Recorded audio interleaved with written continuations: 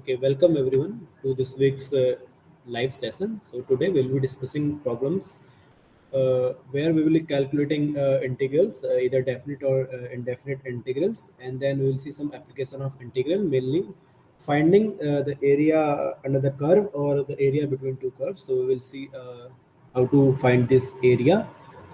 Okay, so let's start with our first problem. So here you can see this is our first problem, and we have to integrate this given function. And you can see that this looks like a very complicated function. So to find this indefinite integral, we will be using change of variable approach. So we will mostly substitute some function as our new integral variable, and we will simplify this integral to a simpler one, which is easier to calculate. So let's see how it is done. So you can see that in this sine we have this complicated function, which is again a sine function. So it's sine x to the power 5 by 2. So if I assume that this is my new variable, okay, so if this is my new variable sine of x to the power 5 by 2, and I call it t, and then if I differentiate this, then you can see that I'll exactly get a constant multiple of this term, right?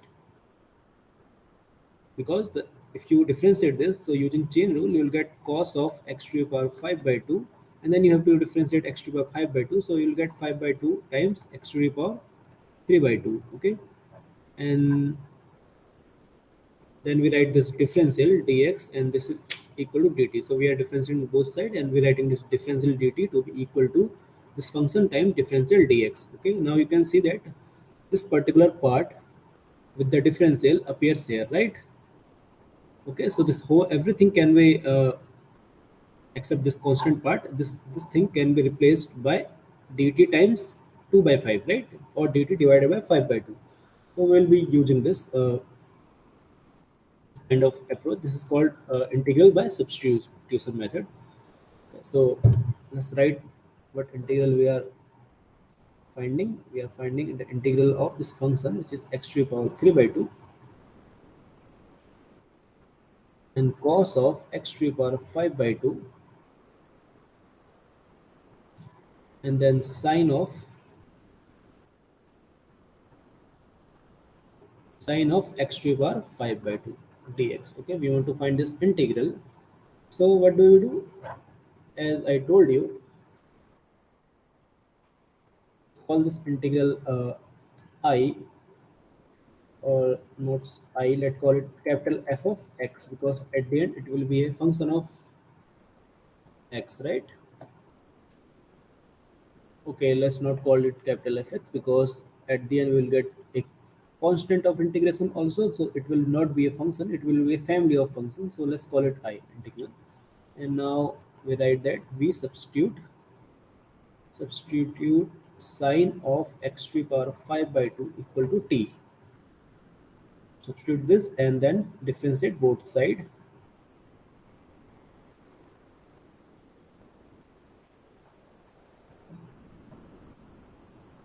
So if you differentiate both sides, then we get that, as I have explained earlier, we get 5 by x times x to the power 3 by 2. This we are getting by chain rule. Okay, and then dx, and this equal to dt. Okay, now this part can be replaced by dt times 2 by 5, right? So replace x to the power 3 by 2 cos x to the power 5 by 2 times dx, this by dt times 2 by 5. Okay, so now your new integral with respect to this variable t, you can see that it just becomes a simpler one. So this I, now it can be written as sine of, right? Remember that this has been written as t, the new variable. This is just sine of t, and dt, everything becomes dt times 2 by 5. Right, now this we know how to integrate. Just say sine function, so sine t dt.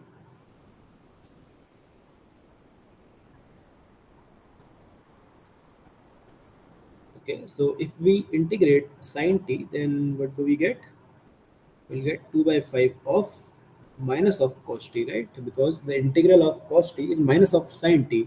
Oh, the difference, the derivative of cos t is minus of sine t. So you get cos t with a negative sign plus some constant of integration. Okay. Now we will again replace t here by the function in terms of x, which we have previously assumed. So this is 2 by 5 cos of, okay, so what was our t? So t was sine of x to the power 5 by 2, right? Sine of x to the power 5 by 2 plus the constant of integration. So this is our integral. Okay. So this can be written here also.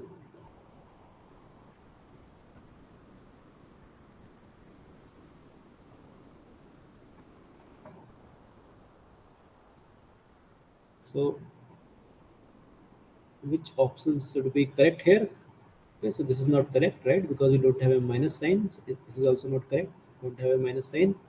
Again, this cos is also wrong. So the second option is correct here.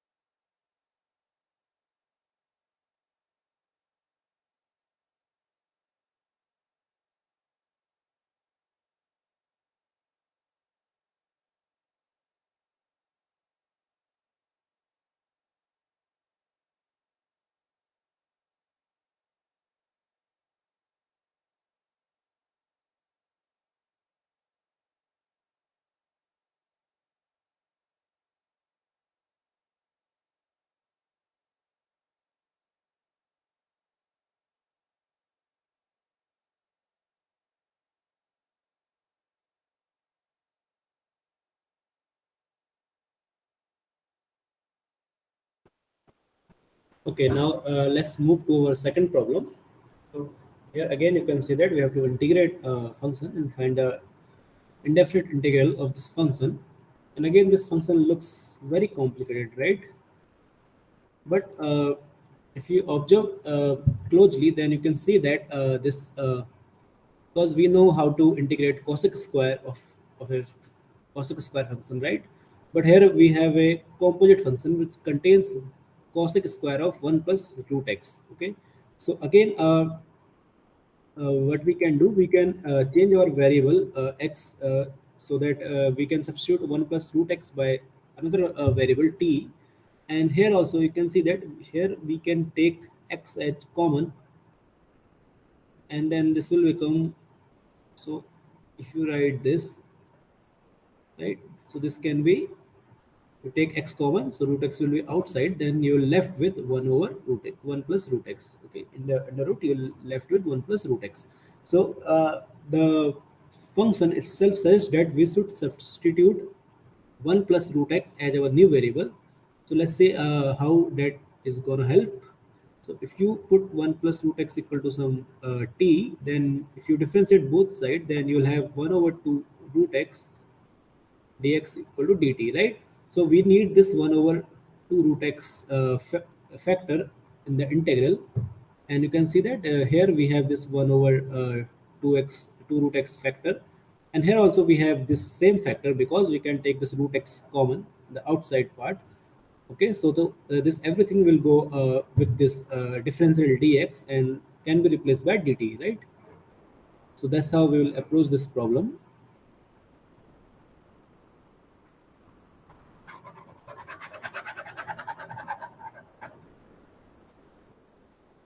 Okay, so let's solve this problem.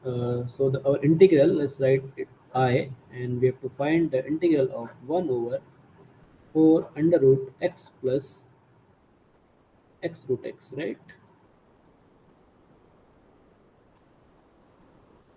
And plus cosec square, again 1 plus root x divided by twice of root x dx, right? This integral we have to solve, and let's substitute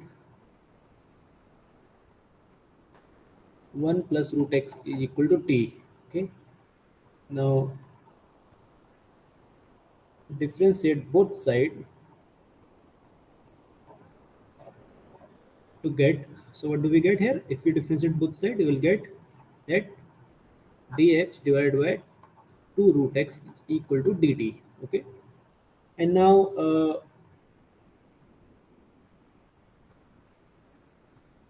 replace this dx over 2 root x by dt in the integral I. Okay, so this I we can write it like I said before. We can take 2 over root x common, and inside now we have 1 over twice of under root 1 plus root x plus cosec square 1 plus root x, right? Because we have taken 1 over root x outside dx. Now, as I said before, you can take 1 over 2 root x dx, that can be replaced by dt. So our new integral, therefore our new integral just becomes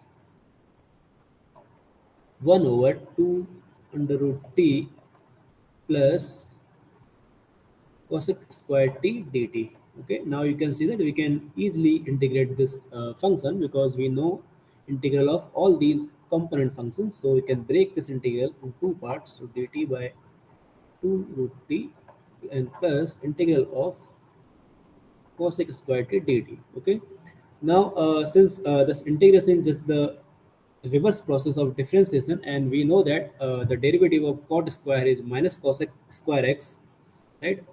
So the second integral is simply minus of cot t. Okay, and what do we have here? Is half, and we will have under root t and divided by half, right? So what is the integral of, in general, t to the power n is this t to the power n plus 1 divided by n plus 1, right? Because if you differentiate, then you will get t to the power n. And similarly, the integral of cosec square t is minus cot t, right?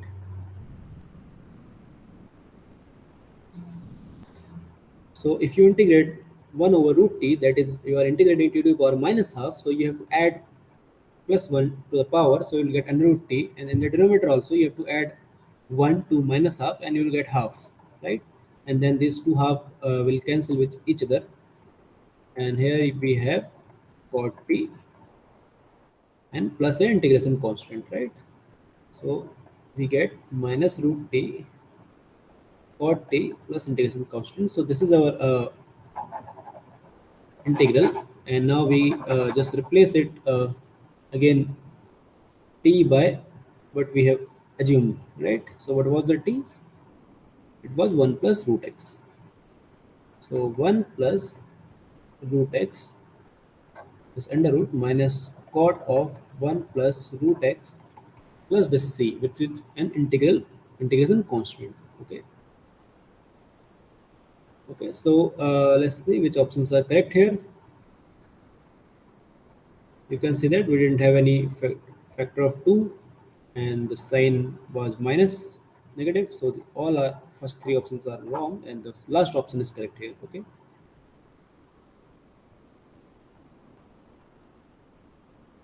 So are there any questions?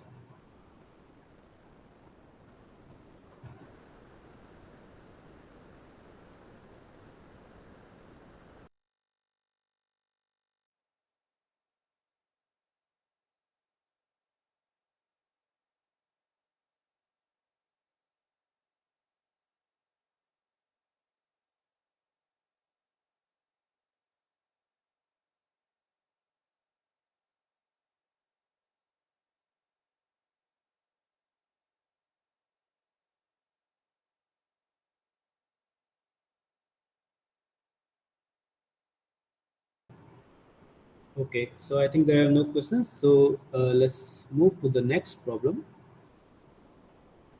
Okay, so this is our third problem, and here we have to find this definite integral, right? So the okay, so there is this typo is x, right? We are integrating with respect to x, and we have to integrate this function from 0 to 7 by 8. So the upper and lower limits of integrals are given. That means we have to find this definite integral. Okay, so the answer will not be a function of x or a family of functions, which was the case in the indefinite integral. Here we will get some finite number, which is called the integral from this a to b, which are lower and upper limit of this function. Okay, so let's see how do we find how to integrate this. So again, it looks like a complicated function, and we don't know how to integrate it now. But what do? We will again use the method of substitution, right? You can see that if you substitute this 1 minus x power 2/3, okay, so let's substitute this to some variable t, and then there was plus 1 outside. So let's take everything as t, because it doesn't matter if there is a constant, because its derivative is going to be 0. Okay, now if you differentiate this, then we'll have minus of 2 by 3, and then you will get 1 minus x to the power minus 1 by 3, right? If you, and this differential is equal to dt. Okay, and now you can see that this thing is already given, right? This minus 1/3 can goes into the denominator, so that you have a positive power, and this everything is just now a constant multiple of dt, and we can simplify this integral. Okay, but also we note that these limits are with respect to the function of the variable x, right? If the function or the integral variable is in terms of x, then these limits were given, but now we are, because we are substituting this function as t, so we have to also make sure what are these limits, upper and lower limit with respect to this new function or new variable, right? That we will also find. Okay, so let's solve this problem now.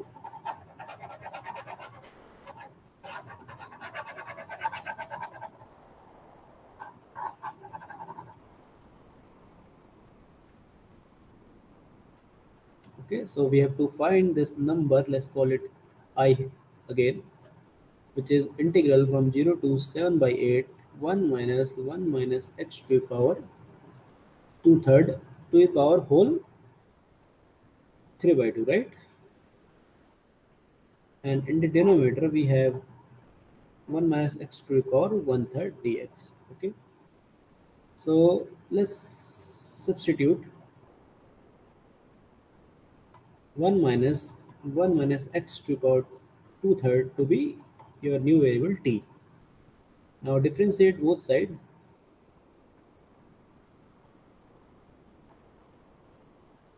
Okay, so if we differentiate, then we'll get minus of 2/3 and 1 minus x to the power minus 1 by 3. This differential dx is equal to dt. Okay, so this implies that we can replace dx by 1 minus x to the power 1/3 by minus 3 by 2 dt, right? And you can note that in the denominator, it is 1 minus x function is there, but you can say that x cannot be equal to 1, right? Because the limit, okay, so limits are from 0 to 7 by 8, right? So x cannot be 1. And therefore, this function, the integrand is well defined. Okay, so it's bounded and everything. So we can find its integral. The function is continuous and everything. It's integrable function, and therefore the integral exists. And now we have to find the upper and lower limits. Okay, so if x is 0, then what is t? That, okay, so this is the way to find these upper and lower limits. You just put x equal to 0 in your variable, this for new variable or substitution, and then if x is 0, then you will get, this is 1 minus 1 minus 0 to the power 2 third, right? And that will become 0. Again, if x is equal to 7 by 8, then what is t? Again, 1 minus 7 by 8 to the power 2 third, which is same as 1 minus 1 by 8 to the power 2 third. Now, first you find 1 by 8 to the power 1 third, which is just cube root of 1 over 8, which is 1 by 2. Then you will square it, so you will get 1 minus 1 by 4, right? And this is just equal to 3 by 4. Okay, so therefore our new integral, now this integral can be written in the like this: integral from 0 to 3 by 4.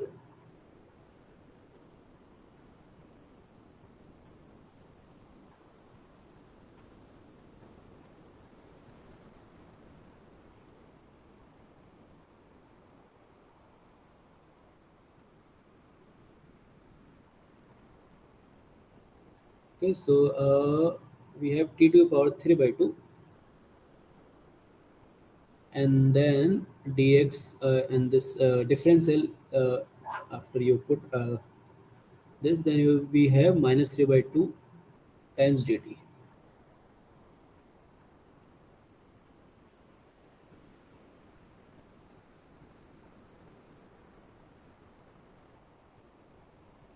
Okay, so notice that here we will have the plus sign because inside we have 1 minus x. So while differentiating this, we are also using chain rule. So by chain rule, so 1 minus sign was already outside, and 1 minus negative sign will come from when you differentiate 1 minus x, right? This will be plus, so here we can write plus of. So this minus sign will not be here. Okay. So now this integral we can easily find out, right? Okay, so if you take f of t to be equal to t to the power 5 by 2 and times 2 by 5, right? So this integral is 3 by 2 from 0 to 3 by 4 t to the power 3 by 2 dt. And if you take ft to be this function, then you can see that the derivative of capital F must be t to the power 3 by 2, right? So the integral is just 0 to 3 by 4 of f prime t dt. Now from the fundamental theorem of calculus, this integral can be written as f of 3 by 4 minus f of 0, right?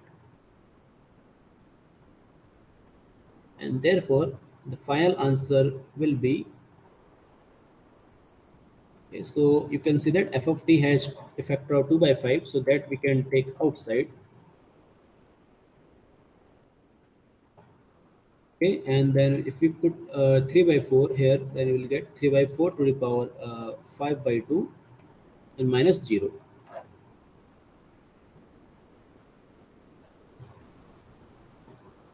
So 3 by 5 into 3 by 4 to the power 5 by 2. Okay, so what do? We will find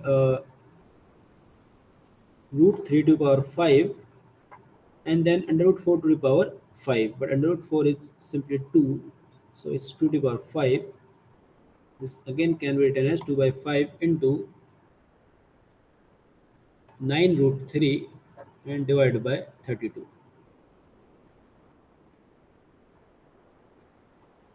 Okay, so this is 9 root 3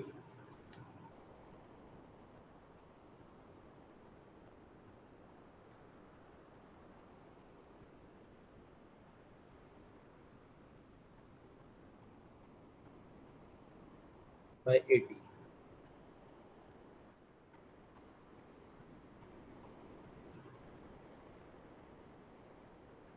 Oh no, so this was 3. So there's a typo.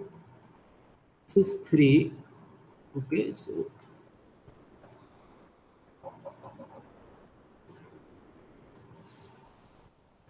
the final answer will be 27 root 3 divided by 160. Okay, so the first option is correct here. So are there any questions?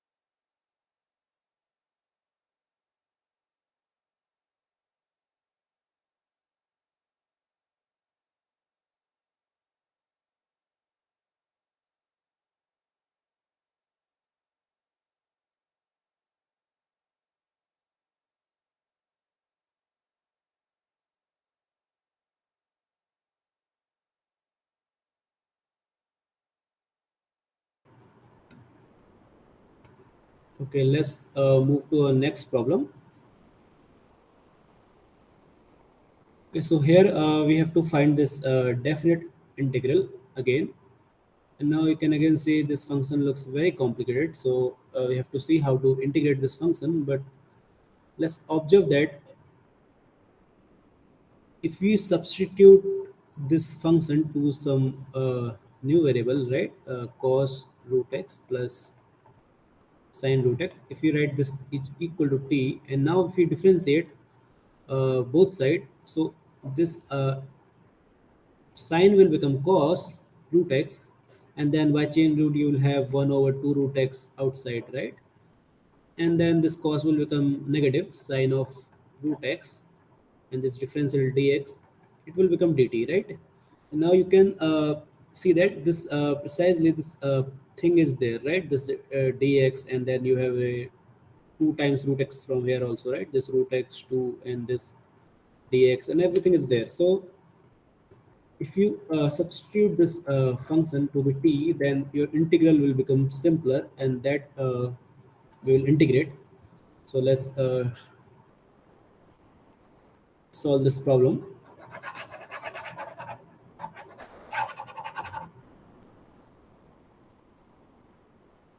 Okay, so let's write I to for our integral, and our integral has limits from 0 to pi square by 16, and we have cos root x minus sine root x divided by 4 under root x times cos root x plus sine root x dx, right? And as I said before, let's substitute cos root x plus sine root x is equal to t, right? And then if you differentiate, then we'll get cos root x minus sine root x divided by twice of root x dx is equal to dt. Okay, so we substitute this function to be t, and then replace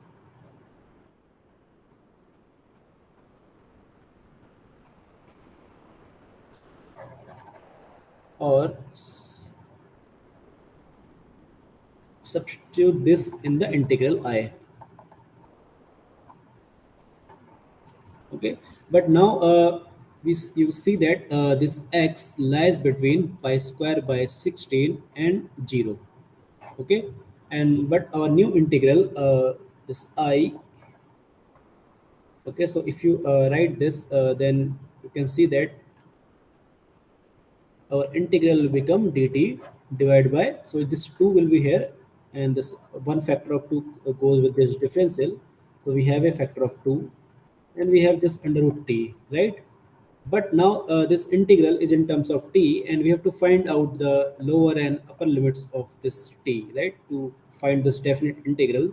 So the x was varying between 0 and pi square by 16, and then we have to find what are the limits for t. So for that, we'll use this same substitution rule, which gives a relation between x and t, right? Okay, so let's write here in the side.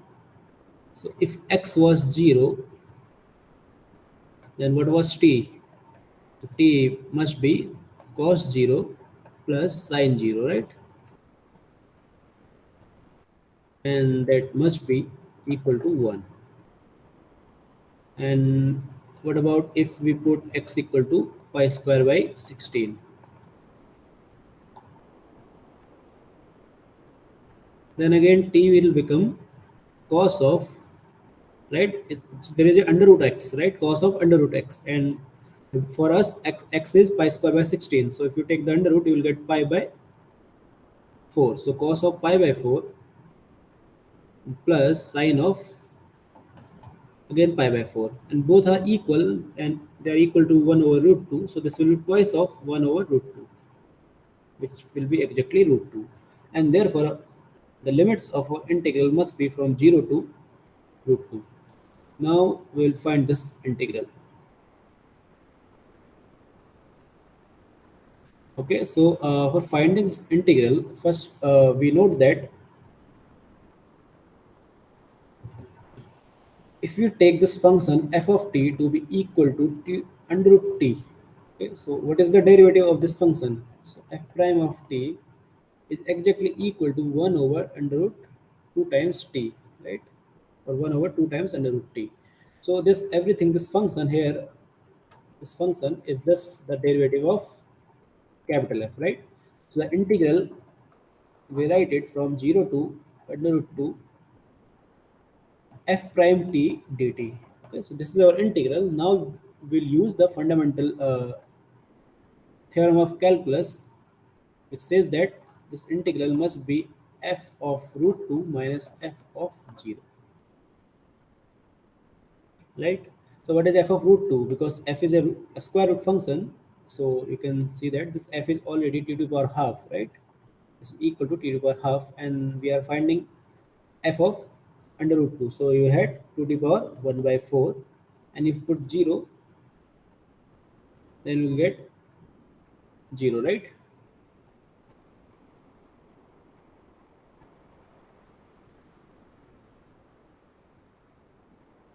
Okay, so I think our integral was from uh, 1 to root 2, right?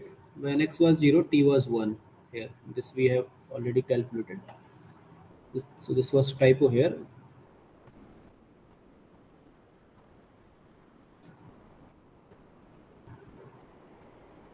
Okay, so from 1 to root 2, we are finding this integral, and therefore this is f of 1, and then this will be our final answer, 2 to the power 1 fourth minus 1.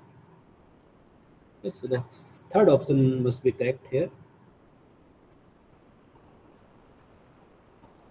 Okay, so are there any questions?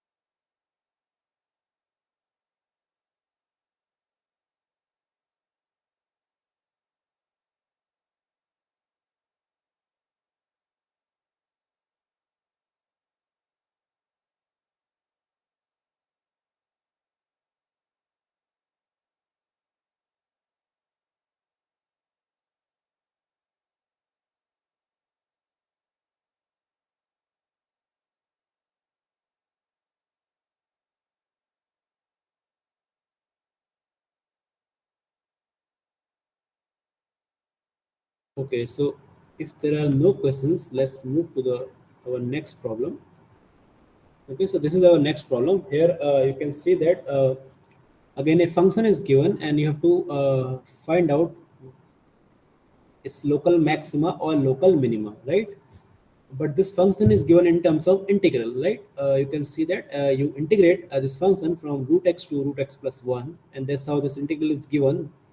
This function is given, and because its upper and lower limits are functions of x, so the integral will also be a function of x, right?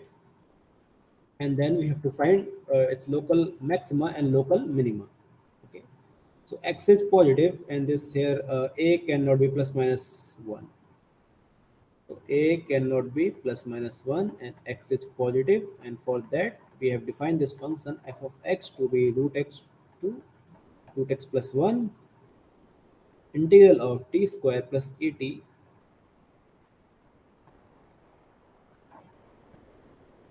plus root 2 dt. Okay, now to find out the maxima or local maxima or local minima for this function, we have to first find out its critical values, right? And for finding critical values, we have to see where the derivative of function becomes 0, right? So basically first we have to find the derivative of this function. Okay, so how do we find derivative of this function? To find this derivative, we will use the fundamental theorem of calculus, right? So what is the what's fundamental theorem of calculus says? Okay, so one theorem we have already used. So there are two parts of the fundamental theorem of calculus. So we have already used this kind of result that if you are differentiating it, if you are integrating a derivative from a to b, then it is exactly equal to fb minus f of a. Okay, so this says that the integral of the derivative is just the function from between these two end values. Okay, and the second results gives the reverse if you differentiate the integral. Okay, so if you have an integral, let's call it from a to t and capital f of t dt. Okay, let's write here x. Okay, and if you are differentiating this with respect to x, then you get your function back. This is f of x. Okay, that's why integral and differentiation, they are reverse process of each other. And to find here a derivative, we will precisely use the second part of the fundamental theorem of calculus. But you can see that in here, while integration, we have one integration limit to be constant and another is a variable, right? But here we have both of these limit to be variable. So what do? We will break this integral into two parts. So one is from root x to 0. So we can choose any constant between this root x and root x plus 1, or in general any real number, it doesn't matter. So we are choosing 0, so there is no problem in that. And let's write it like this: dt and plus, so from 0 to root x plus 1 t square plus at plus root 2 dt. Okay, now again, so this is one property of integral, that is breaks like this if you choose some point arbitrary number, real number, like we have chosen 0. So one integral can be broken into two pieces. And the third property says that if you reverse the lower and upper limit, so if we write this integral from 0 to root x, then we'll have a negative sign. Okay, t square plus at plus root 2 dt and plus 0 to root x plus 1, again t square plus at plus root 2 dt. Okay, now we can differentiate our function, but again we see that here instead of a variable we have root x. Okay, so that means this is a composite function. Okay, so the integral is itself a composite function, right? It's like okay, so why this is a composite function? So you can say that in general, if you have a function like this, a to x ft dt, okay, so this you can write that it is first function. Let's call it capital F1 or call it capital Fx. Okay, and if you have another function, let's call it small gx, which will be in particular case, let's take under root x. And what is f of under root x, right? So the f of under root x is also the integral, but from a to root x ft dt, right? So if you want to differentiate this function f of root x, then because this is a composite function, okay, so this is just function f composed with g, right? So this is just capital F composed with g of x, right? So if you want to differentiate this function, so basically you have to use the chain rule, right? So the derivative is just derivative of f, okay, f prime gx times g prime x, right? So this is our derivative of this constant function. So this property we'll be using to find the derivative of our function, okay. So let's differentiate our function. So what is f prime of x? You can see that there are two functions. So one is this integral, other is this integral. So uh, if you can differentiate these integral one by one and then add the both the result, you get the derivative. So if you differentiate this, you can see that there's a root x. So this is a composite function, as I have explained before. That means you have to first differentiate this with respect to x, and then you have to differentiate root x with respect to x, right, according to chain rule. So if you do that, then in the first case you'll get root x whole square plus a times root x plus root 2, and then you have to differentiate root x with respect to x, and that will give you 1 over twice of root x, right? And if you differentiate the second integral, then you will have root x plus 1 whole square plus a times root x plus 1 plus root 2, and everything outside we have 2 times root x, right? Because again it's a composite function. Now we will just simplify this. First we simplify this. Let's take 1 over root x common. Okay, now because x is positive, since root x is well defined, and inside the bracket we have root x plus 1 whole square plus a times root x plus 1 plus root 2. Then outside we have minus. So what is root x square? This is just x square, and then we have minus a root x and minus root 2, right? So this is our derivative of the function. Let's simplify this further.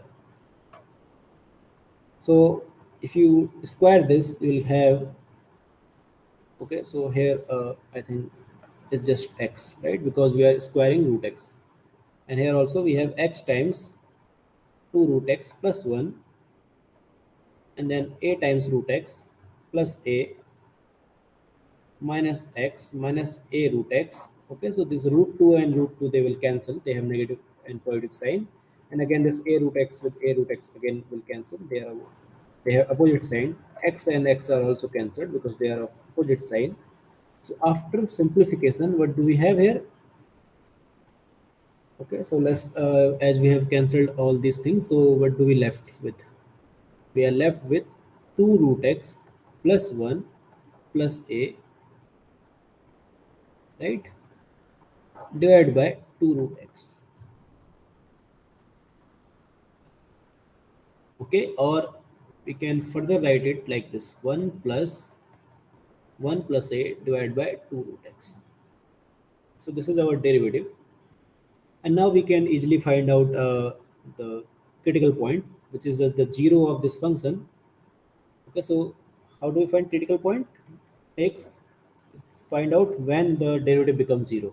Okay, so the derivative becomes 0 if and only if 1 plus a plus 2 root x, this becomes 0. And that will happen if and only if root x is just equal to 1 plus a minus, right, and divided by 2. And that will happen if and only if x is equal to the square of this, which is a plus 1 whole square divided by 2. Okay, so it's divided by 4 because we are taking the square. So this is our critical point. Okay, so now we have to find out if this critical point is a point of maxima or minima. For that, you can see that we can easily find out the second derivative and check if the second derivative is negative or positive at that particular critical point. So what was the first derivative? It was 1 plus a plus divided by 2 root x, right? Now we can easily calculate the second derivative. And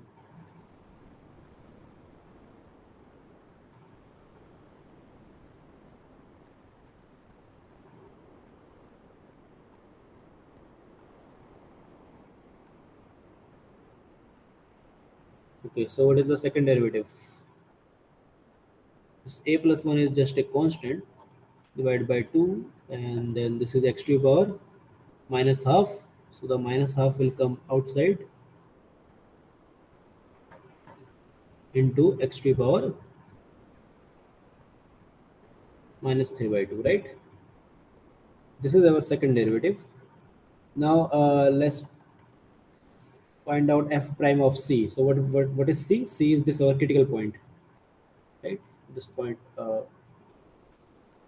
which is same as the derivative at a plus 1 whole square divided by 4.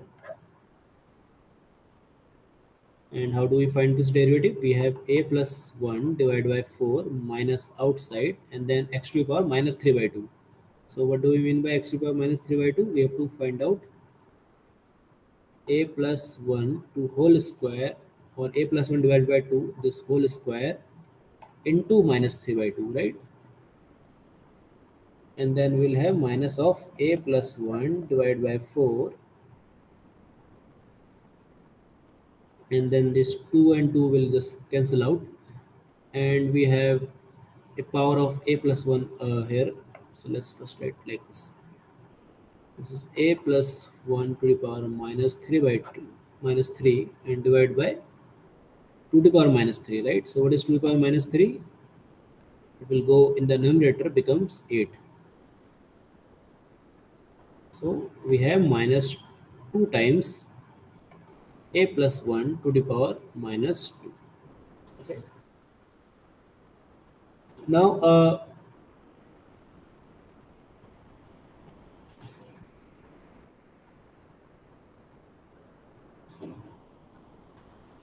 okay, so you can see that this is just minus 2 divided by a plus 1 whole square, right?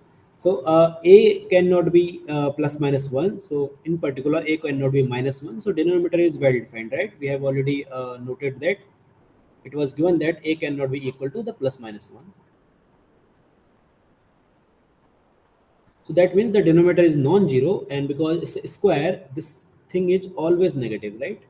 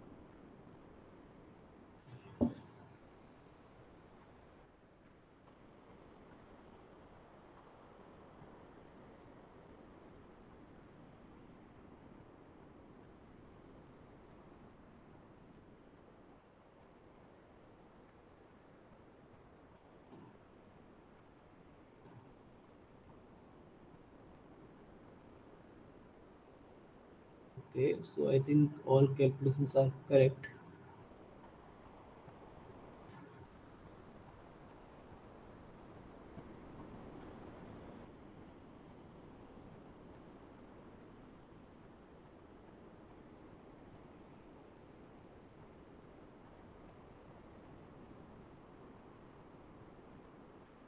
Okay, so this is negative. That means since double derivative is negative, that means C is a point of local maximum.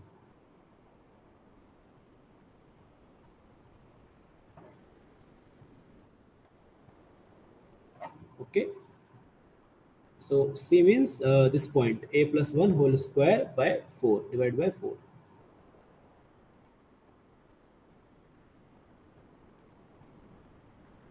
Okay, so this point, this was C, and this is a local maximum. Okay, the first option is correct here. And so there was this typo. So B option is not correct. Okay, the first option is correct because we are getting a sign of negative. So a sign of negative means a point of maxima, right? This minus sign is already there, so you cannot remove this minus sign. Okay, the first option is correct here, not the second one. Okay.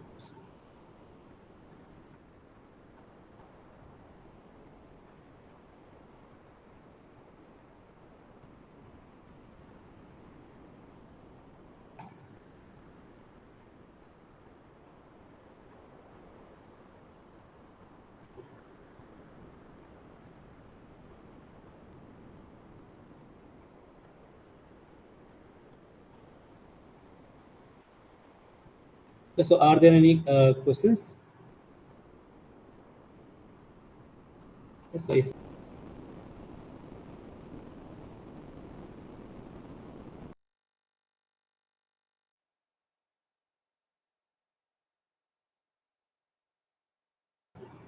okay, so if there are any questions, then you can ask. I'll just wait for 1 minute before starting the next problem.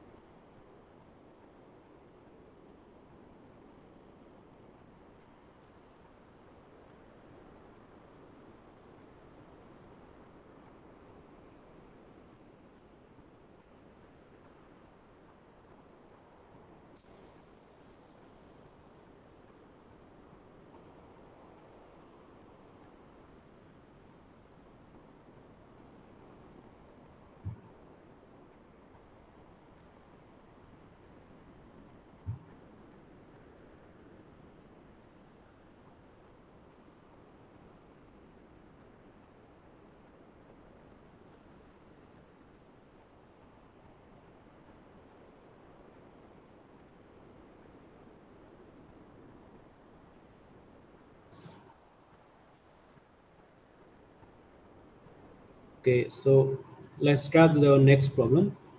Okay, so this is the problem where we have to find the area of certain region bounded by curves and lines. So for finding that area, we'll be using the integral. Okay, because integration is precisely the tool which gives you area under the curves, right? So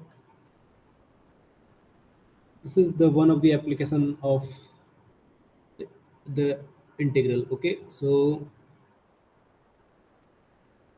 Okay, so what happens if you want to find out the area, like if your curve is like this and you want to find this particular area under the curve above the x-axis, let's say. Okay, so bounded by this axis, x equal to a, x equal to b, and the curve y equal to f of x. Okay, now you can see that we have assumed that our function is always positive everywhere, right, for every x. Now, and therefore this area you can find precisely by integral a to b from fx dx. Okay, so this is the area of the region, shaded region. You can say that area of shaded region. Okay, but what will happen if you find area like this? Let's say this is the line y equal to x. Okay, and this is x equal to 1, and let's say this is x equal to -1. Okay, and now you want to find the area between the bounded by the line y equal to x and the x-axis, and these two lines x equal to 1 and x equal to -1. So basically you want to find the area of this shaded region. Okay, that means if you simply take this integral from -1 to 1 of this fx, which is equal to x in this case dx, then you can see that you will get 0. You will not get the exact area, right? Because the integral always gives you signed area. Okay, so signed area means if on the right hand side of your x-axis, you can see that a function is positive, right? And therefore the area will be positive, and because on the left hand side the function is negative, therefore area is also negative. So the integral gives you the signed area. So if you add these two area, which one is positive and one is negative, then you'll have to get 0, right? And also because you can see that if this is a odd function, so for odd function, if you find the integral from this -1 to 1, you will get 0. Or you can directly check that, because the integral is just x square by 2, and you have to take upper and lower limit to be -1 and 1, and therefore you will get 0. Okay, so how do you find area in such case, right? So where the function can be positive in some part of the domain and negative in another part of the domain. So if you want to find area, then what you do, you take the modulus of function so that it becomes positive, right? And then you take the integral from a to b dx. Now this will be the exact true area, or the mm, this will not be the signed area, this will be the exactly the area which we want to find, right? Otherwise this will just give you the signed area. Okay, so that means given an arbitrary function, you have to find out where the function becomes negative and where the function becomes positive. If function is positive, then you know that this modulus is just its definition is that this is fx is already positive, and it will give you minus of fx if fx is negative, right? So that if function is negative, then you write this minus sign so that the function become positive, and now you get your positive area. Okay.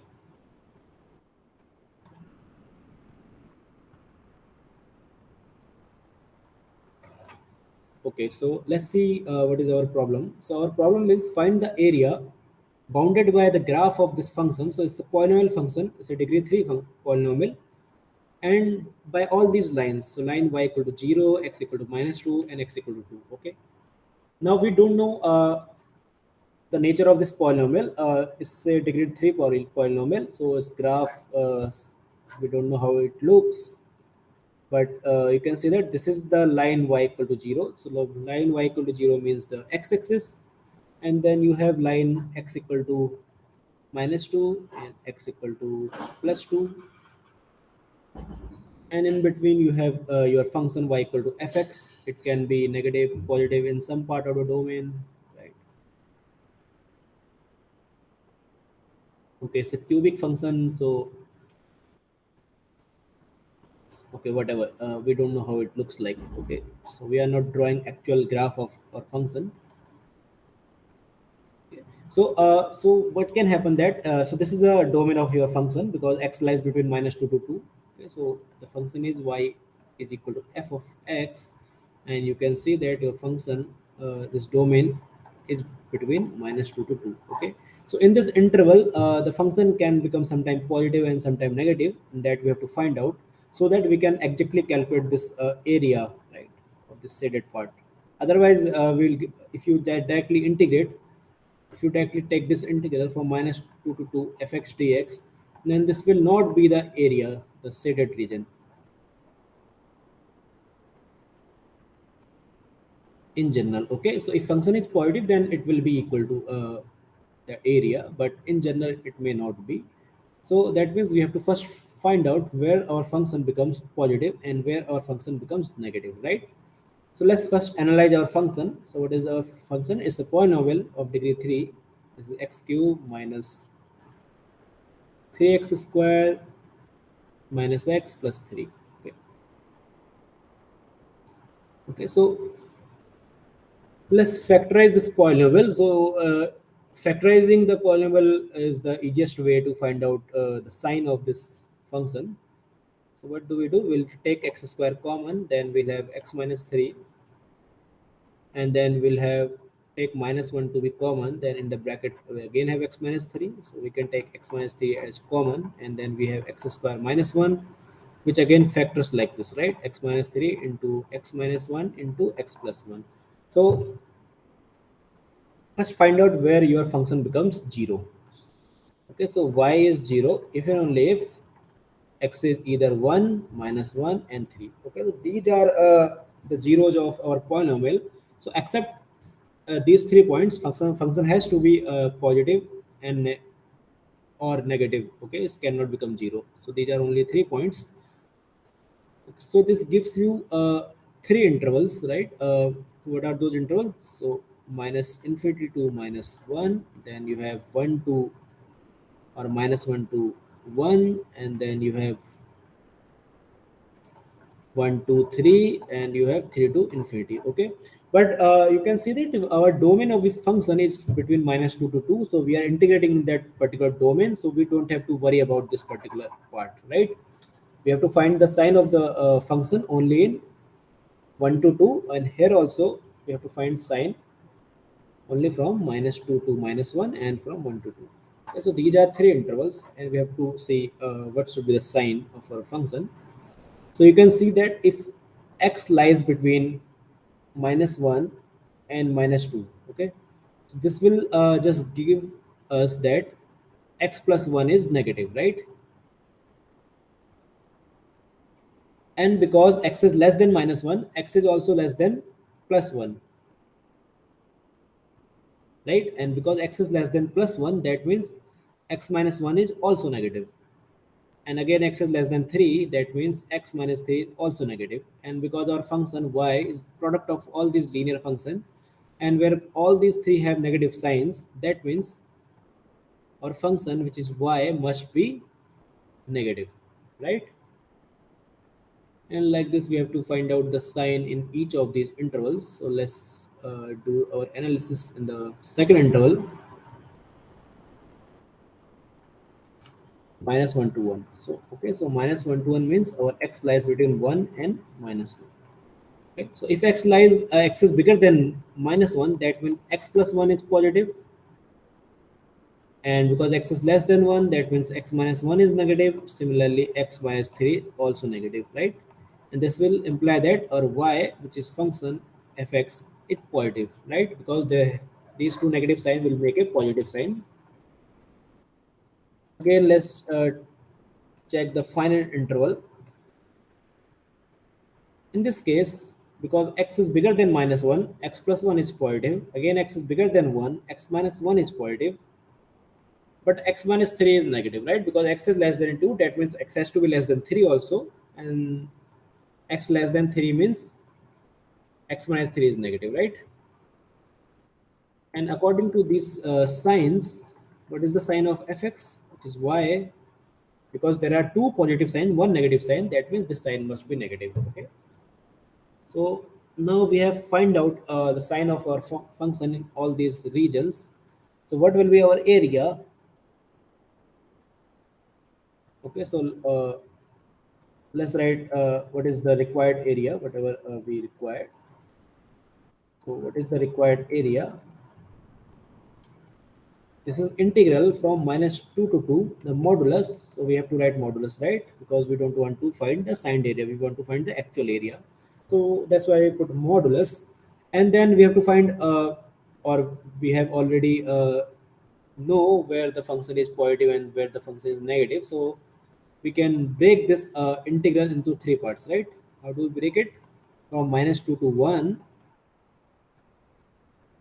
and then okay, minus 2 to minus 1, and because minus 1 is the 0 of our polynomial, then minus 1 to plus 1 mod fx dx, and then we have another integral, right? From 1 to 2. Okay. Now we know that between minus 2 to 1 the function is negative, so you can, if you open this bracket modulus, then you have to put a negative sign, right? Second integral is already positive. Okay, so the required area, this integral is from minus 2 to 1 fx dx, which is, you have to put a negative sign because the function is negative here. To make it positive, you have to put negative sign. Here we are fine from minus 1 to 1, and again we have to put a negative sign. So let's write negative from 1 to 2 of small fx dx. Okay, so this is our integral from minus 2 to 2 modulus of fx dx. Okay, and our required area. Okay, so now observe that what was our fx. Okay, so this was our function y equal to x cube minus 3x square minus x plus 3.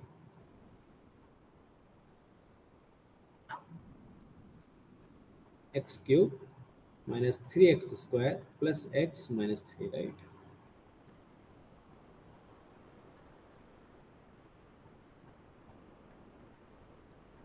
Okay, so here minus x plus 3.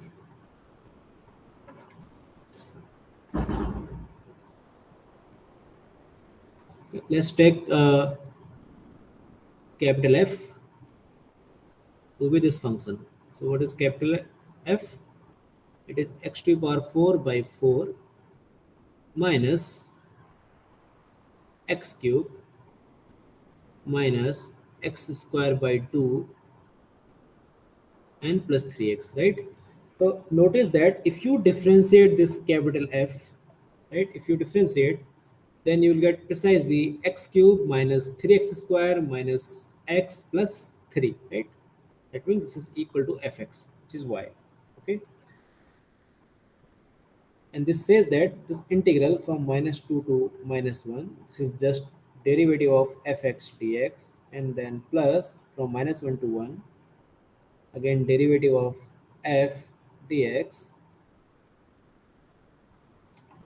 plus 1 to 2, the derivative of capital F dx. Okay, now we apply the fundamental theorem of calculus, which says that this integral is exactly equal to f of minus 1 upper limit minus f of minus 2, like this, again plus capital F of 1 minus capital F of minus 1.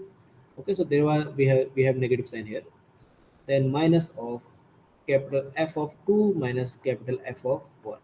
Okay. This is our area. Let's open the bracket. If we open the bracket, then we have f of minus 1 plus f of minus 2 plus f of 1 minus f of minus 1 minus f of 2 and plus f of 1. Okay. Now you can see that there are no cancellation. We have precisely 2 times f of 1. Okay, so take 2 common, f of 1, so there are 2 f of 1s. Similarly, there are, okay, so there is one cancellation, I think. Okay, no, there is no cancellation. So 2 times f of 1 plus f of minus 2 minus 2 times f of minus 1 and minus f of 2. Okay, so let's find out all these values to find our area. What was capital F? It is x to the power 4 by 4, right? Minus x cube minus x square by 2 and plus 3x.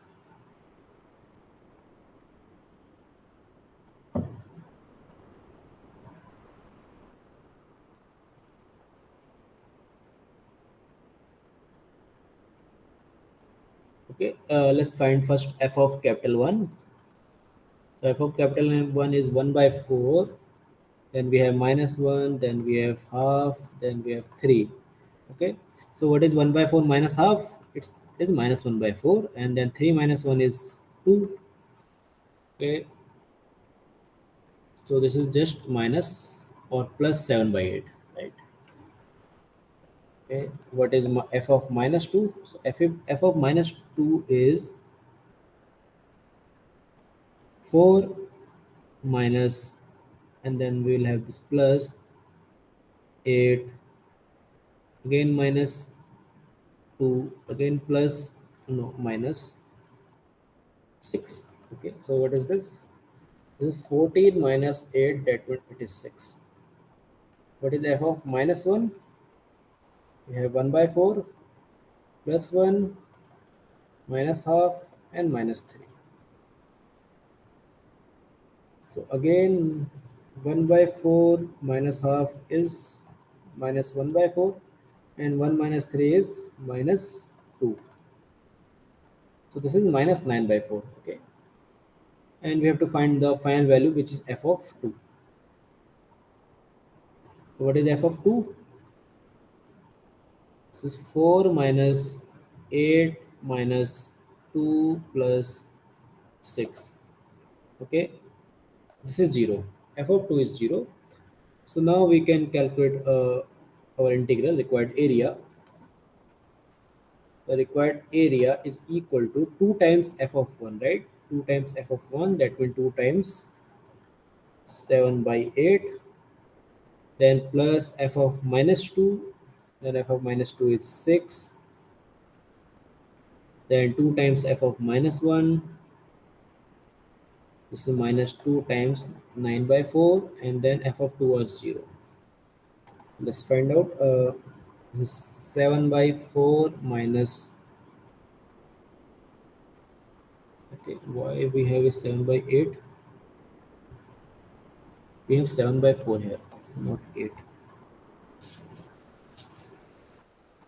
This is 7 by 4.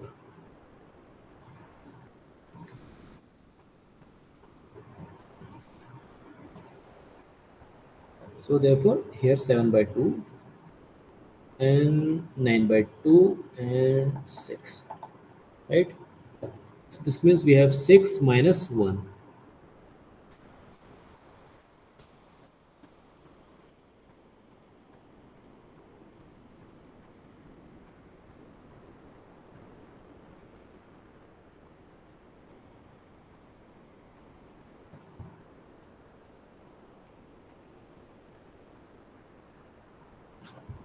This is 5. Okay, I think there is some calculation mistake. Let me check.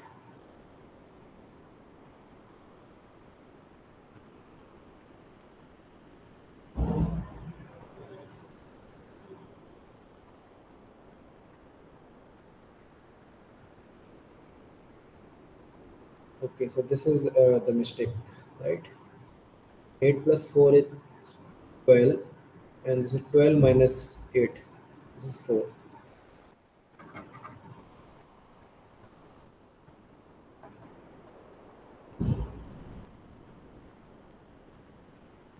So here we have 4,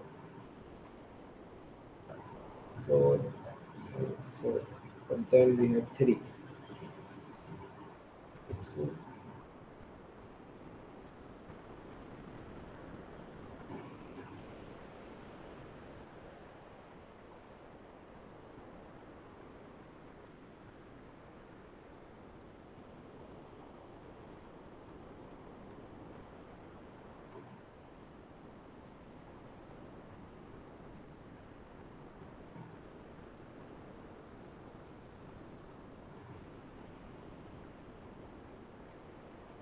Let me check. I think there are further mistakes. Let me see. I have to verify the calculations. This is minus of f of minus 1, then plus f of minus 2, plus f1 minus f of minus 1, minus f2 plus f1. So we have 2f1. And do we have twice of f of minus 1? Yes, we have twice of f of minus 1 also. And we have 1 f of minus 2 and 1 of f2. Okay, so f2 was 0.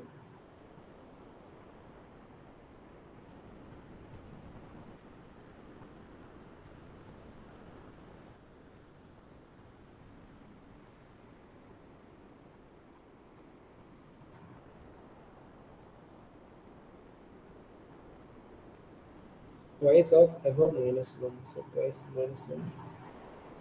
Okay, so this is plus, right? Because this is already a negative sign, and then here we also have a negative sign. This, so these two negative sign will make a plus sign. So this was a mistake.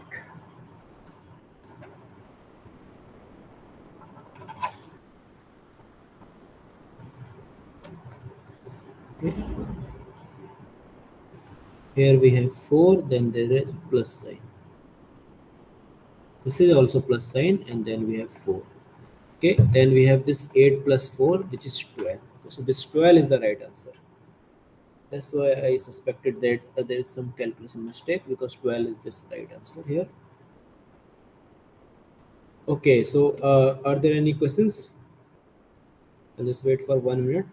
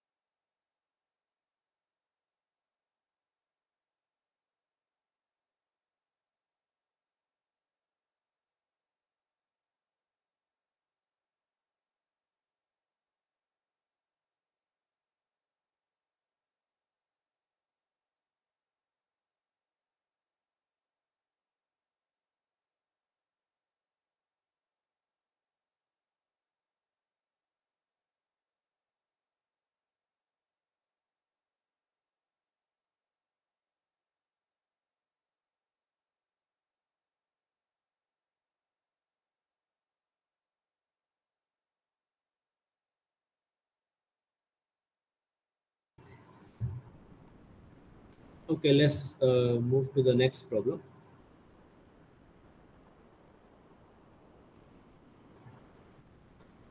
Okay, so this is our next problem. We have to find the area bounded by this region by sin x and cos 2x, and the lines x equal to 0 and pi by 2. Right. There are lines. So this is line x equal to 0. You can see. So this is line x equal to 0. So let's say line x equal to pi by 2. Okay, so just let's try to roughly draw this graph, so that we know what is the which area we have to find. But at the end, it just basically you have to find the area between two curves. So you have to find out which curve is higher than which one, right? Because the area between two curves is just given by this. You take the difference of the function, put a modulus sign, so that you don't calculate the signed area, you want actual area, and then integrate between the lower and upper limit, right? A to b. But for opening this modulus sign, you have to find out what is the sign of fx minus gx, right? Which one is bigger than which one, right? If fx is bigger than gx in the domain or some part of the domain. Okay, so here we have these two functions, sin x and cos 2x. So this we will find out later, but let's roughly try to draw the graph to have some idea. Now between 0 to pi by 2, how the sign acts, the graph of sin x, because if you put x equal to 0, then you have 0, x equal to pi by 2, you have 1. So it graph is like this. This Let's call this to be y equal to 1 line. Okay, so this is the graph of y equal to sine x. Now we have to also find the graph of cos 2x, right? So if you put x equal to 0, then cos is just give you 1. So the and if you put x equal to pi by 2, then cos gives you cos of pi, which is minus 1, right? So that means the second graph goes to the negative. Okay, let's write this to be minus 1. And then if you take this point pi by 4, so at pi by 4 you can see that it becomes 0, right? Because cos 2 times pi by 4 means cos pi by 2, that means it's 0. So this cos 2x graph just decreases from like this. Okay, so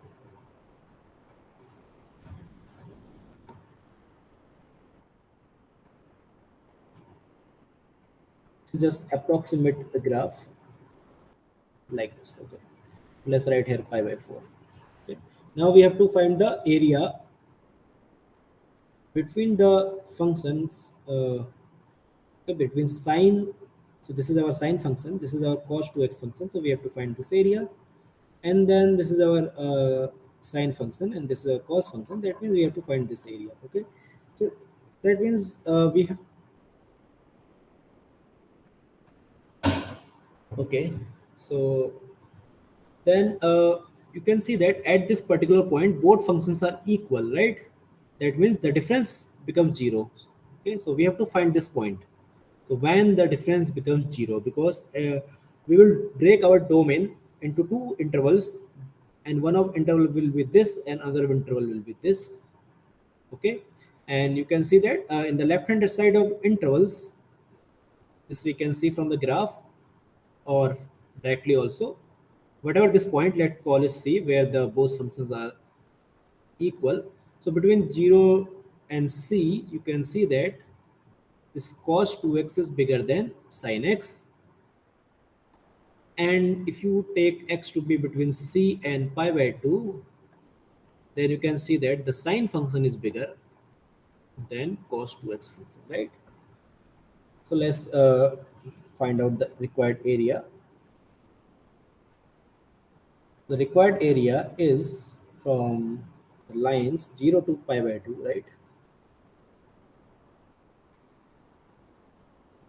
0 to pi by 2, the modulus or the difference of the function. So what we have, just difference cos 2x minus sin x dx. Okay, but we have to first to break this modulus sign or integral in two parts, we have to find the c where the both function becomes equal. Okay, let's find out where the functions become equal. Okay, so for that, put cos 2x to be equal to sin x, right? Now we can use this identity of cos 2x. Okay, so cos 2x is 1 minus 2 sin square x. This gives us a quadratic equation. We say that 2 sin square x plus sin x minus 1 is 0. Okay, so if you if you factor this polynomial, now you can see that this is a polynomial or quadratic equation into sin x, right? The variable sin x. Or you can see that if you can put sin x equal to t, and then this is just twice of t square plus t minus 1 to be 0. And then you can find out the roots of this equation. So what is t basically?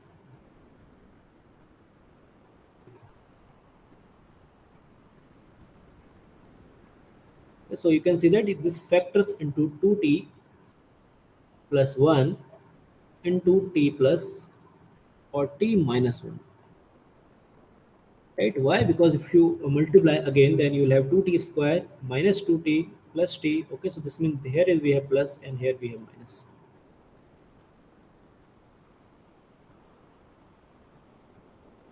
Okay, so what are the solutions of this equation? So this becomes 0, means either t is minus 1 or t is half. Okay, so what was t? T was sin t. So if t was sin x, so if sin x is minus 1, that okay, so this cannot be right, because x lies between 0 and pi by 2. Because x lies between pi by 2 and 0, sin x cannot be minus 1. and therefore t must be half. That means sin x must be half, and that imply that x must be pi by 6. Okay. So at pi by 6, both functions are equal. So we'll just break our integral into two parts. The required area is just from 0 to pi by 6,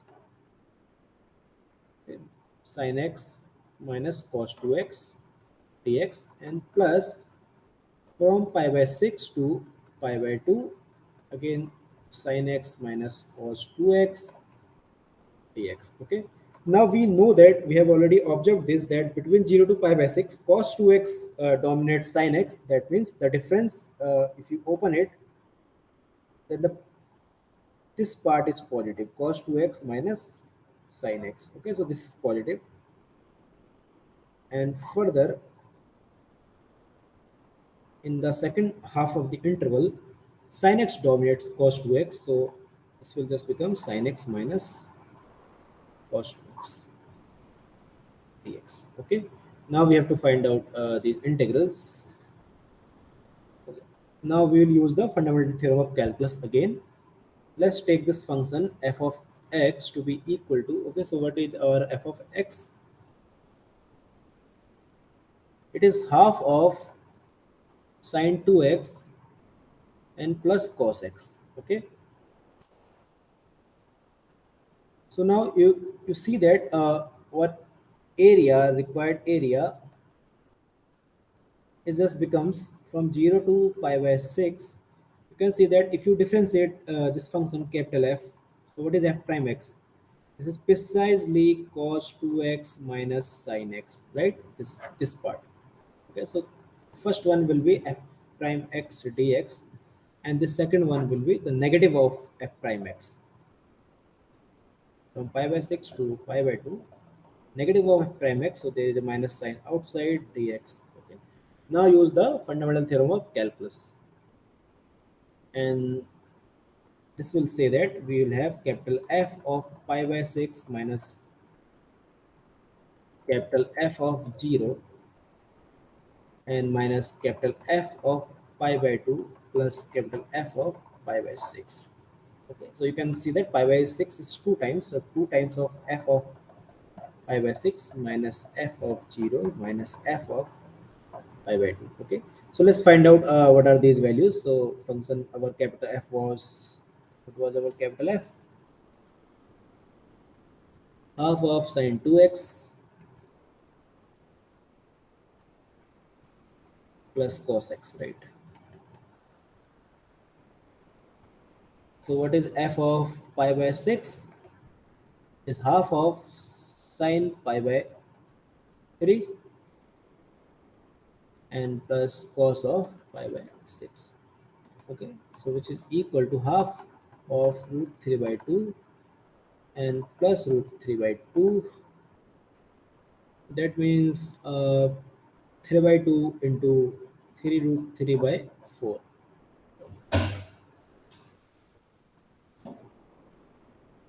What is f of 0? F of 0 is just 1. That can be easily seen. What is f of pi by 2? It is half sine pi plus cos pi, or cos pi by 2, right? Okay, sine pi is 0, cos pi by 2 is 0, so this is just 0. And therefore, our area, this is just equal to, okay, so let me draw a line. Twice of f of pi by 6, that means 3 root 3 by 2, minus f of 0, that means 1, and then we have 0. Okay, so this is the final answer, 3 root 3 by 2 minus 1. So third option is correct here. Okay.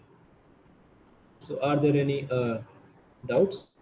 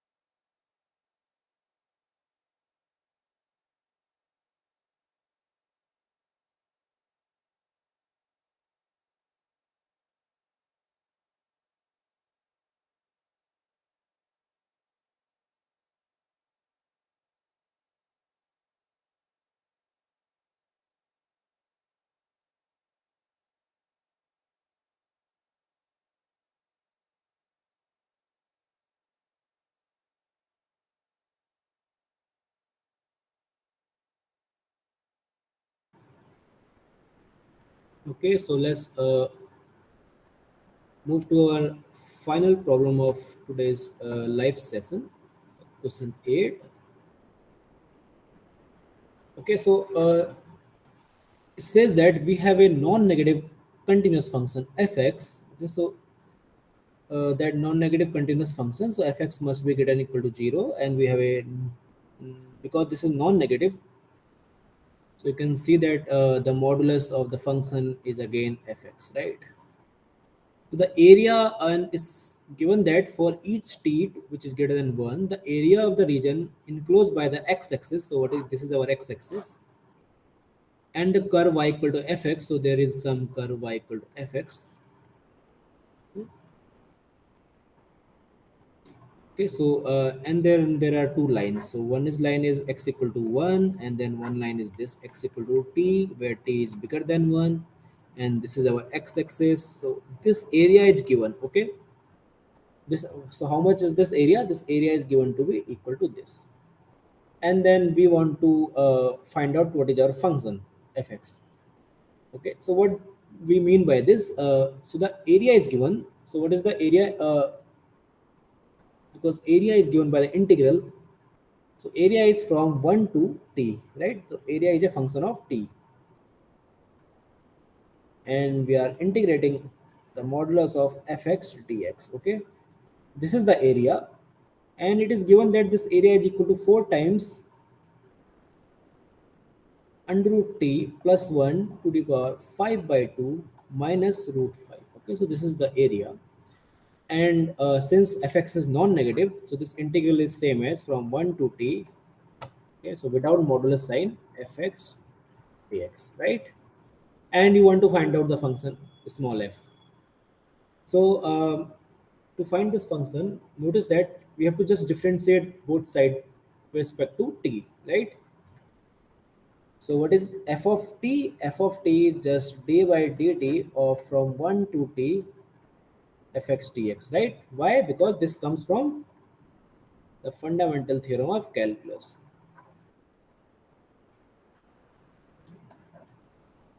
of integral calculus.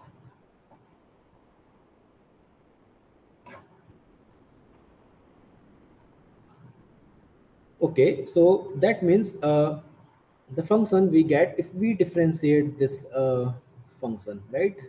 The given function, which is 4 times root t plus 1 to the power 5 by 2, and then we have minus root 5.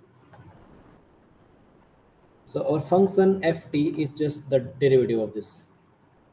Okay, so let's find out this derivative, and then we get our function.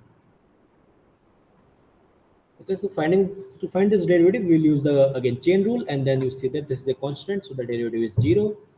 So 4 will come outside, then we have to differentiate the power function, so 5 by 2 is out, and then we have under root t plus 1 to the power 5 by 2 minus 1, and then we have to differentiate the root under root t function, right? And that itself gives a 1 over 2 t to the power minus half, right? So this is our final derivative, and this we can write.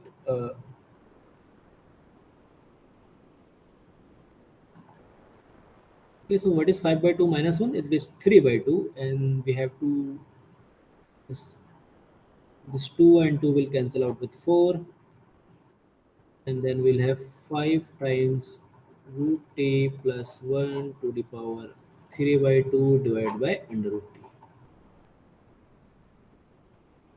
Okay, and the same thing in terms of x, you have to just replace t by x, and then you get function. So f of t is this, then you have f of x also, right? So f of x is 5 times x to the power minus half. Okay, so instead of root t in the denominator, let's write it x to into x to the power half minus half into x to the power minus half. So 5 times x to the power minus half, and then under root x plus 1 to the power 3 by 2. Okay, that means the second option is correct here, right?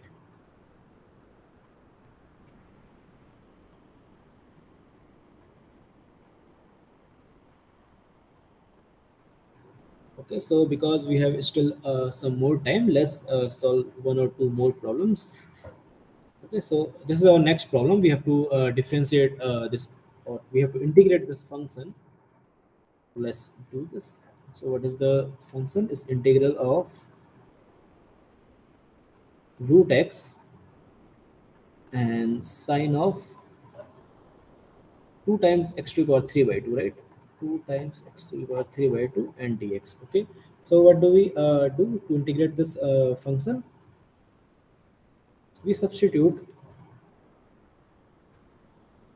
2x times 3 by 2 to be equal to t. And now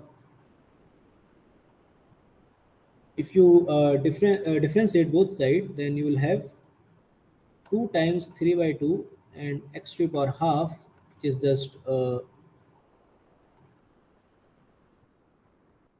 3 times under root x dx is equal to dt, right? This we get if we differentiate both sides, and then we will replace.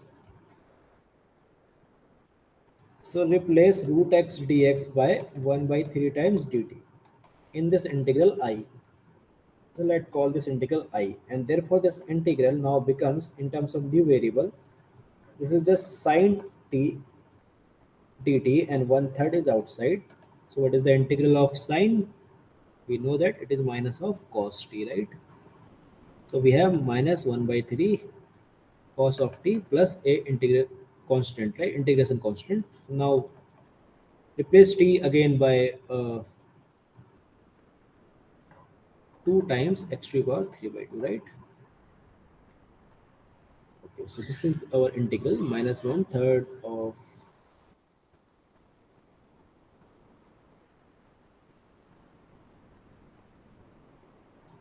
cos of 2 okay, minus 1/3 cos of 2 times x to the power 3 by 2. So the first option is correct, right? And the c is just a constant of integration. Okay, so let's move to the next problem. Second problem. Again, we have to find the one of integral, indefinite integral. So what is this indefinite integral? Integrate 2x minus pi to the power. So 2x minus pi to the power minus half, and then plus 2 times sec square 2x minus pi.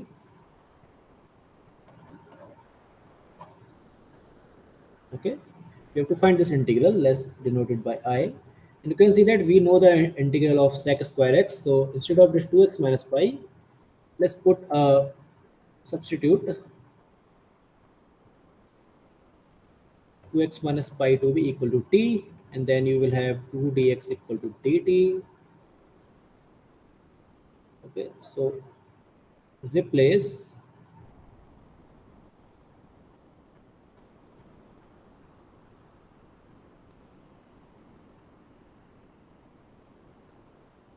dx by half of dt in the integral I. So, okay, so what do we get? This will just become t to the power minus half, right? And then we have 2 sec square t, and outside we have a half dt. Now we can easily integrate this function. This is half. Okay, so let's write half inside, and this 2 will cancel with this, right? Here we have a half, and then 2 will just cancel out. And then if you integrate this, then you'll get t to the power half plus tan t plus constant. So c is the integration constant, and integration of sec square t is just tan t. And now we can replace t by 2x minus pi. So this is just 2x minus pi to the power half plus tan of 2x minus pi plus the constant of integration. Okay, again the option A is correct.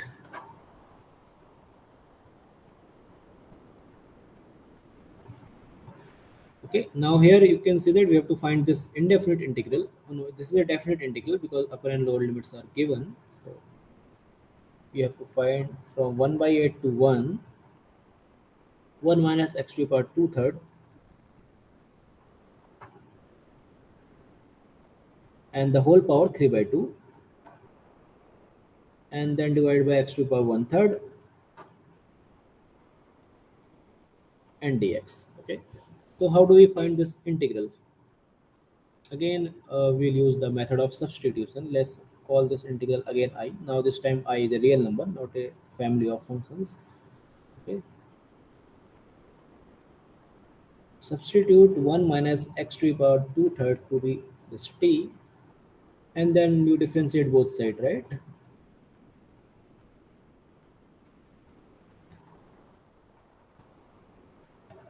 To get, what do we get? If we differentiate both sides, we have minus 2 by 3 times x to the power 1 third, right? And dx equal to dt.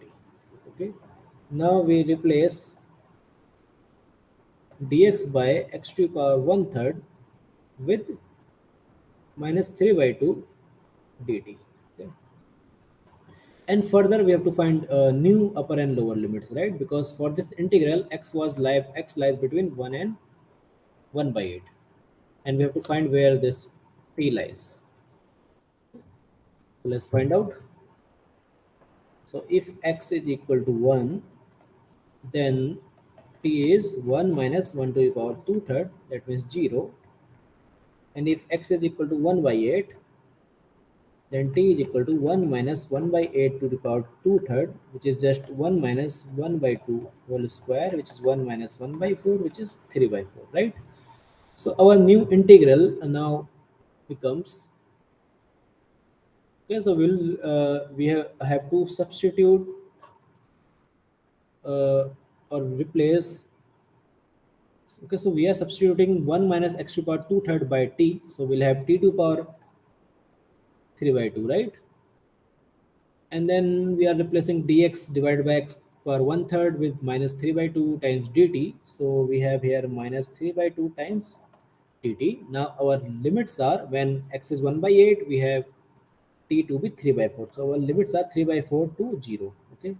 So if you interchange limit, you have a minus sign which will cancel with this another minus sign. Outside we have a 3 by 2, or let's keep this 3 by 2 here only, 3 by 2 t to the power 3 by 2 dt. Okay. Now notice that this integral is just from 0 to 3 by 4 f, the derivative of capital F dt, where what is f of t? F of t is just t to the power 3 by 2. Okay, no. Okay, so let's write f of t to be t to the power 5 by 2. So if you differentiate t to the power 5 by 2, then you will have, okay, now differentiate this, then you will get f of inside integral, right? Let's now write 3 by 2 outside, then this is exactly the derivative of f of t, right? Okay, and therefore from fundamental theorem of calculus, this is just f of 3 by 4 minus f of 0. So f of 0 is just 0. So what is f of 3 by 4? Is 2 by 5 into 3 by 4 to the power 5 by 2. Let's find out what is this.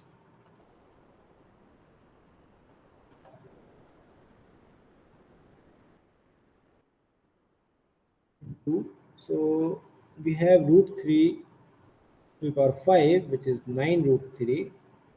And then in the denominator, we have 2 to the power 5, which is again 32. We have 27 by root 3 divided by 160, right? Okay, so the fourth option is correct here.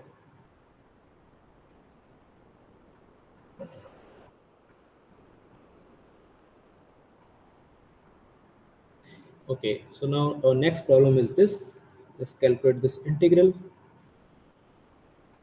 What is our integral? It is integral from pi square by 36 to pi square by 4, and we are integrating cos root x and divide by root x times sine root x, right? Under root x times sine root x dx. Okay, and let's find out this integral I. So now substitute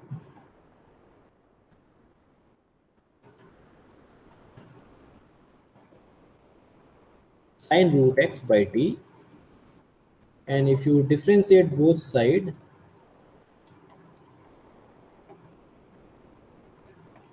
then what do we have? If we differentiate both sides, we have cos root x, and then we have to differentiate root x.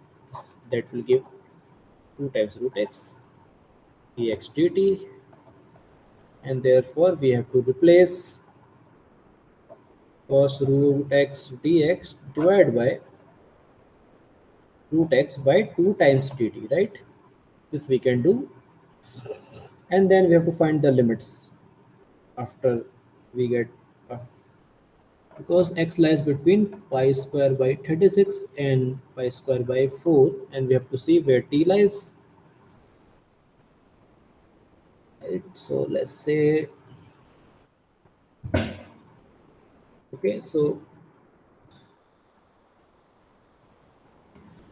okay, let's find limit. X lies between pi square by 36 and pi square by 4. This imply the root x, if you take under root, then it lies between pi by 6 and pi by 2, and this imply the limits of, okay, so what we are substituting? We are substituting sine root x to be t. The limits of sine root x lies between sine pi by 6 and sine pi by 2, and that will imply that the limits of this variable t lie between 1 and sine pi by 6, which is 1 by 2. Okay, and therefore our integral just becomes from half, or from 1 to half.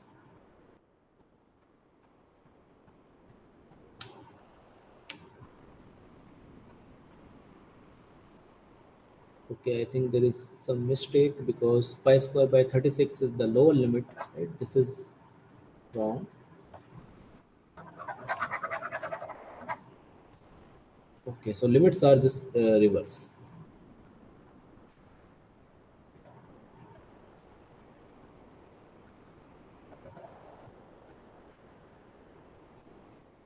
So this is greater than equal to.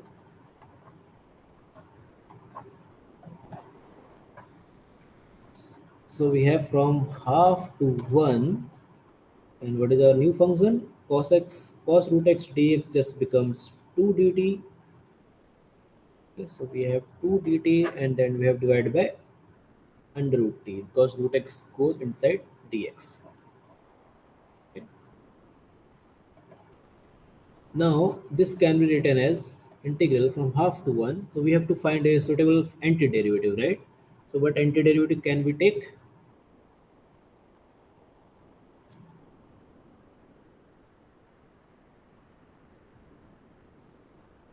Okay, so this 2 we can write outside, or we can write outside 4, and then we have dt by twice of root t. This can written as from half to 1 of the derivative of t dt. Okay, so what is f of t? Let me write f of t also. Okay,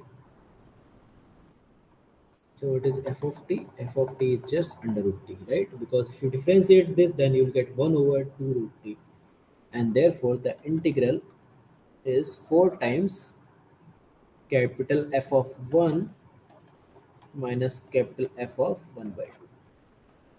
It is 4 times 1 minus 1 over root 2.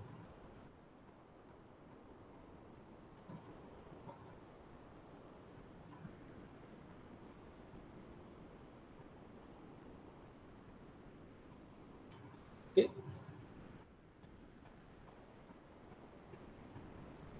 so how, what is this? This is 4 minus 2 times root 2, which is just if you take 2 outside, then this is 2 minus 2 root 2. Okay, so 2 times 2 minus root 2. The second option is correct here. Okay, so with this problem, we end our live session at this point. Thanks everyone for joining. We end our live session here. Now we will meet next week with a new set of problems. So for now, we sign off. Let's meet you next week. Okay.